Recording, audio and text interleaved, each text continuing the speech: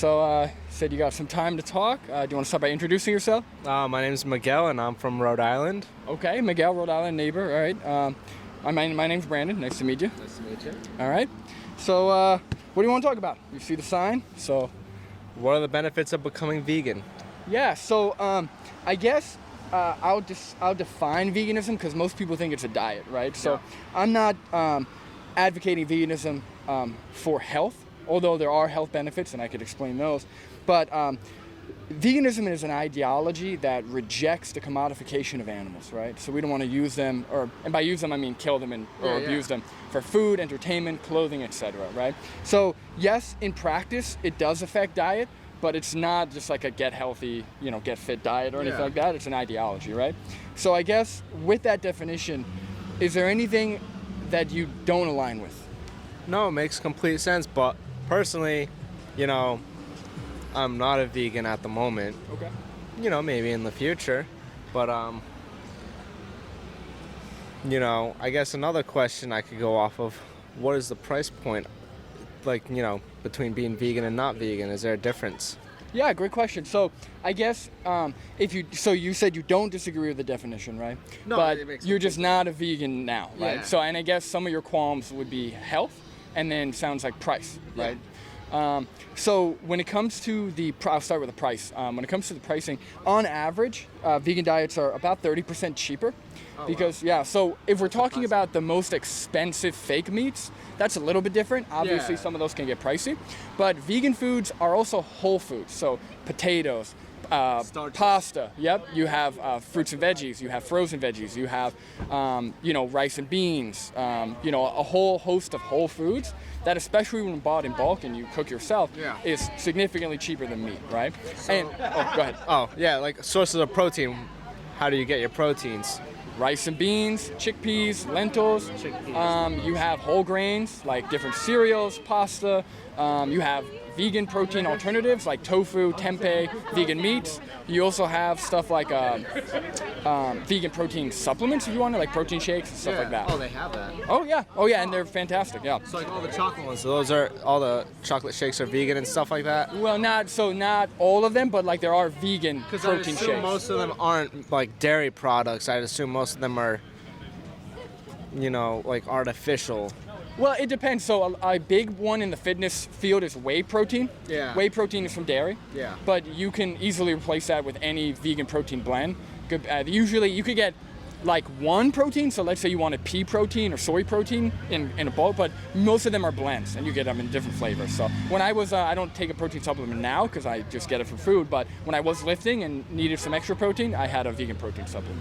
That's for all the gym bros out there. You don't need protein from your meats. That's exactly right. Absolutely. So I guess that takes care of the cost, and then you mentioned the protein, and when it comes to health, so vegans, based on the best peer-reviewed research, and I'll give you some of those resources after, are at the lowest risk of all of our major chronic diseases. Most. I got to say most. Yeah. Most cancers. Then they're at the lowest risk of heart disease, diabetes, high blood pressure, obesity, all of the major killers or risk factors that lead to our death, right? Heart disease is the number one killer in the world. So in terms of health, that is, and not to mention all of the major health organizations do state, they have a statement where you can be vegan at all stages of life, including, from pregnancy into adulthood. Yeah. So the health is definitely, it's backed by peer-reviewed science, so that's all there. So I guess, if cost isn't a factor and then health isn't a factor, what do you think would stop you from going vegan? My love for steak. Love for steak. That's like the only thing, something like, I don't feel like you can really replicate certain things. To a certain point you can, and absolutely it'll taste good, but there will always be like some variable difference which you can absolutely notice. But I mean, it's worth a try, you never know if you'd like it or not. Gluten-free even. I've tried gluten-free foods because my mom is gluten-free, and I like the pasta. Never thought I would. I love the pretzels. Mm-hmm. They're better than normal ones. Yeah. And all sorts of stuff like that. Yeah, so it's kind of similar to like gluten-free. Once you make the switch, you don't even forget, you don't even remember that you were eating you were eating the other foods, right? So same thing, I've been vegan for almost 7 years. When I look at animal products, I don't even think of it as food. I think of it as all, the flesh of a cow or the secretions of like a mother cow, you know what I mean, when it comes to dairy. So I don't even look at it as food, but when it comes to steak, they actually have new Beyond Steak.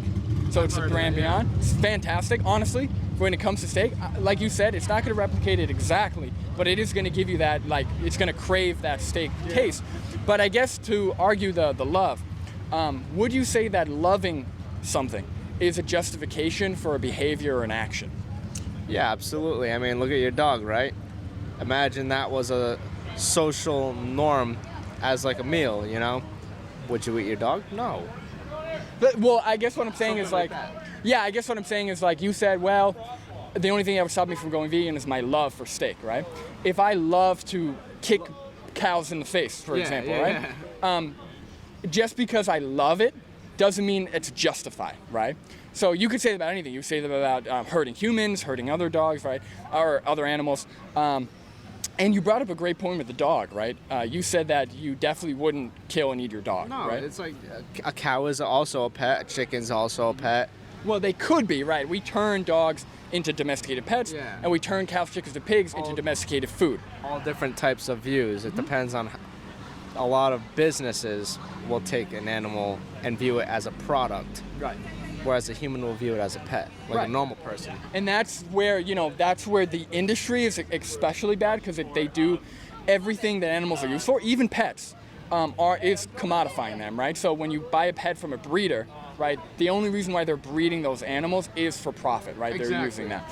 But I guess if you wouldn't kill a dog, right, or eat a dog, what's the morally substantive difference between a dog and like a cow, a chicken, or pig, to where you can justify paying for the billions of deaths of one like those species, but not dogs? I don't say there is a difference. I just say it's a social norm. Okay. It's been accepted, and that's the only reason that people do eat these. Right. Would you say that? Can you think of any other social norms that there have been in the past that were also immoral at the same time? For food? No, not for food, in general. I don't want to offend anyone, so off the top of my head. That's why I'll say it. So, America is responsible for the slave trade, right? So exactly. that was not only was it a social norm, but it was accepted by most people, by government agencies. So, when we're looking at that, right, obviously, the argument of, oh, this is social norm, obviously isn't justified, right? So same thing in your case, right? Every individual, you can choose to go along with the social norm and pay these companies to slaughter the animals, or you can choose to stand against it and not contribute to it. Yeah, and how it would work is supply and demand, right? So the more people that take their demand away, the less meat that needs to be produced, and then over time it would decrease until hopefully we have a vegan world. So I guess from everything we talked about, is there any other reason why you wouldn't be vegan, or you wouldn't go vegan? Not that I could think of, no. Okay, all right. So I'm glad that we got to that point. I'm gonna give you a resource that shows you everything. It's got hours of stuff for how to eat, how to switch stuff out. I have a card. Social media Here. stuff. All right. There's you scan the QR code, and then that'll bring you to my YouTube and Instagram and stuff. So check it out. If you have any questions, I can always help. And yeah, I mean, you got there logically, right? You understand the principles. Yeah. And now it's just putting it into action. And once you do it, it's like you never even didn't do it, But logical consistency. yeah. Nice talking to you. Oh no, keep That's your talking. brand? All right, awesome. Nice Thank talking you. to you. Nice meeting you. What's your name? Brandon. Brandon. Mikey.